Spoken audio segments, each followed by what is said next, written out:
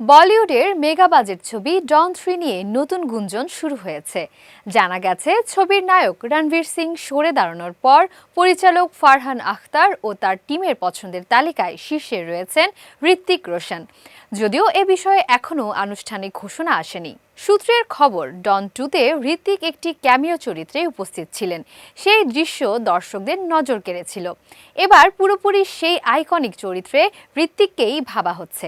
তবে পরিকল্পনা এখনও প্রাথমিক পর্যায়ে রয়েছে এবং চূড়ান্ত সিদ্ধান্ত নেওয়া হয়নি। ফারহান আখতার আগেও এক সাক্ষাৎকারে বলেছেন, ডন চরিত্রের জন্য তার প্রথম পছন্দ ছিলেন হৃতিক।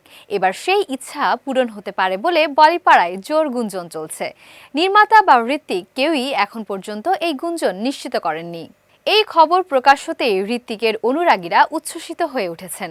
অনেকে আশা করছেন ফারহান এবার ডনের মতো আইকনিক চরিত্রে হৃতিককে নেবেন।